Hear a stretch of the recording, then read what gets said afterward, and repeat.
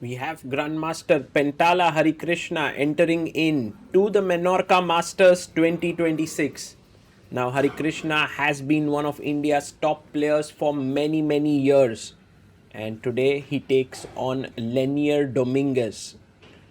Both Hari and Dominguez kind of similar in their styles because they both are very solid, very difficult to beat, and are known for positional chess. So it'll be interesting to see who comes out on top. Over here, Hari waiting for his opponent as Dominguez comes in, one of the top players from America, originally from Cuba, but now represents USA. And this is the 5th round of the Menorca Masters happening in Spain. What a wonderful tournament they've managed to put together with Hari, Dominguez, Gukesh, Nihal, Ponomaryov, Rapport. 6-player round robin event, and in fact a double round robin event, and this is the halfway stage. The players are ready, and a very interesting time control of 30 minutes plus 10 seconds increment, handshake, and off we go. Harikrishna opens the game with pawn to e4. We have e5 as expected by Dominguez being very solid. Knight to f3, and you can see Dominguez pausing there. Maybe he's thinking about playing the Petrov. No, brings his knight to c6. Bishop b5. The Ruy Lopez is on the board. Knight comes out to f6, attacking the pawn. Pawn to d3 played. And now the bishop comes out to c5. We have castles.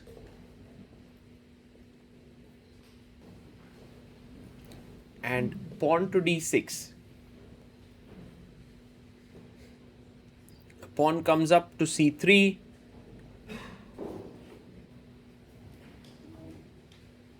And black castles. We have bishop to g5. Now this is the anti-Berlin that white has played with d3 and c3 and has immediately pinned the knight. h6, bishop h4, and will Dominguez go g5? And he does. Now, Harikrishna cannot really take here, as after king g7, black is doing very well. So Hari quickly comes back with his bishop to g3. The knight jumps into h5, attacking the bishop. Can you actually break in the center with pawn to d4 is the question. He does break here with pawn to d4.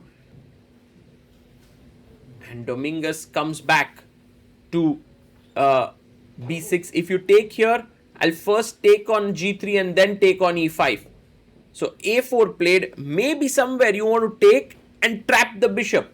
So a5, blocking it. And this time Harikrishna takes with the knight. He's unlocking his queen towards the h5 knight. But what if I take the bishop first? That's the point. Of course, if you take here queen h5, white is just winning. But knight g3 is the point. Knight takes g3, h takes g3. No, but if you take h takes g3, you simply lose a piece. So knight takes c6, attacking the queen now. Okay, this is getting very intense, but I can take back and now attack your bishop. So you take here, attacking the rook, but now this is hanging on f1. I don't know if Harikrishna has thought this through completely, but bishop a8, and now you can see black is actually a piece up. 1, 2, 3, while white has 2, and the idea is the knight is trapped. He goes bishop a6, defending here. What could be more natural than this? The bishop was attacked, so it's defended.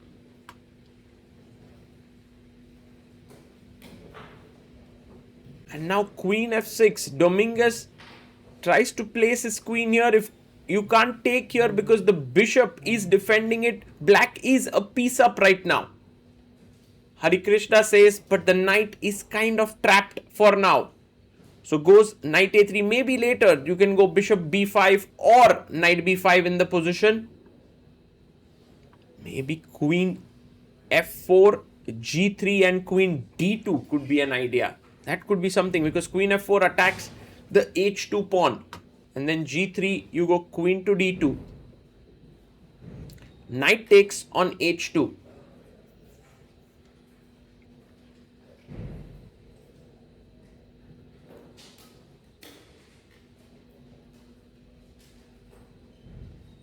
And if you take king takes h2, then queen takes f2 seems to be the idea. But he goes queen h5. He now attacks the knight. And by the way, remember, black has 6 pawns, white has 7 pawns. So even if you get back the piece, white would be a pawn up. Knight goes back to f1 because that's the safest square for the knight. And now, should we simply take this on f1 is the question. What a weird position this is with the knight on f1, and Harikrishna now takes on f1 because otherwise the knight would have wriggled out from d2, bishop f1, king f1. So black is now up an exchange, but white has a pawn for it. And a very nice move because now you're coming in to c1. So if queen h6, queen c1 check, king e2, and then queen takes b2 check. So Harikrishna says, why don't I simply play g3? Because then his king can get a very nice square on g2. You can see Hari there looking a bit relaxed, but check. King comes up to g2. And now if you take on b2 here, then bishop d5 threatening queen g6 check. And if king g7, then knight c4, knight e3, knight f5. So he sacks on d4. The point is, if you take here, queen takes c6, black is winning. So knight to c4 is what Hari plays. Brings his knight in. And king to g7, because if you again you take queen takes c4 is hanging. Harikrishna comes back, defends his pawn and attacks the bishop on d4. So you have to go back with the bishop. It's very interesting how black, in spite of being an exchange up here, goes back. Bishop b6. The pawns are equal. Black is a complete exchange up, but look at this bishop controlling the e8 square. e5, opening up things towards the black king. Now Dominguez has 7 minutes. This can become very, very dangerous because somehow the rook is not getting into the game. Bishop c5 played a mistake. Instead, d takes e5 should have been preferred with queen e5 and king g8. It does look like a dangerous position, but black is surviving there. Bishop c5, the main problem is you lose the a5 pawn. And it's not just about the a5 pawn that you lose, but the a pawn becomes a very dangerous passer along with the queen side majority that white has. And Hari does take it, a very nice move. Hari is able to understand the dynamics of this position so well because, you know, you could very well get confused in the material of the position. But it's clear that white's minor pieces are doing much better than black's rook here. And now it's time to push the b pawn. Yes, pawn to b4, a great move. Step by step, white is improving their position. Bishop is attacked. The bishop goes back to a7.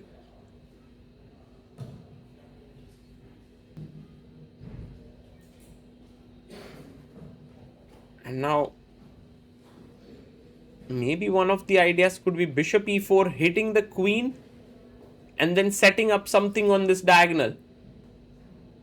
Or entering with the queen. Yes, bishop e4, he finds it. Entering it with the knight. Knight c6, knight e7, knight f5. These are the possibilities. Dominguez goes queen a1. And now Harikrishna, he's ready to jump in with his knight to c6. The bishop is hanging. So you protect it somehow. Queen a4 takes. Knight to e7 taken. Ooh, he doesn't even think about the bishop.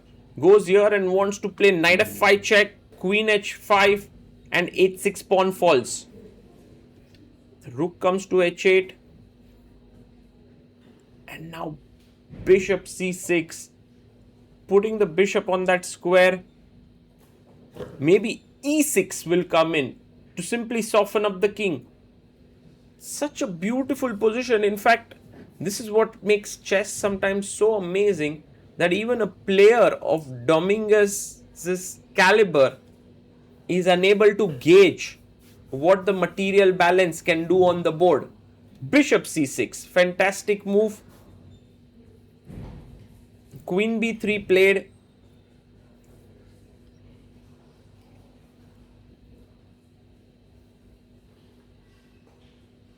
And knight to f5 check. King is attacked.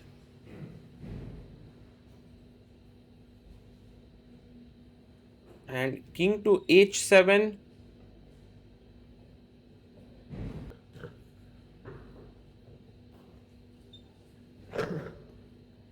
You have queen d3 eyeing the king on h7. He plays his queen to b2, putting pressure here on the f2 point. And boom, knight takes d6 check. The king has to move. He goes king g8. And now knight e4. What a nice move. Defending f2. And now threatening knight f6. Wow, what a game. Really, this is brilliant. Even a check and queen f6 is coming up.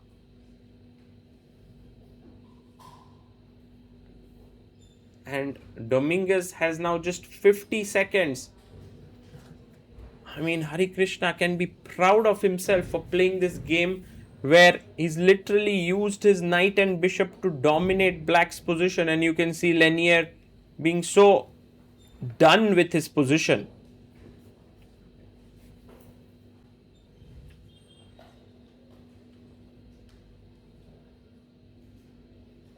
And he finally goes king to g7, queen f3 played. A nice little move, threatening to come into f6. Rook f8.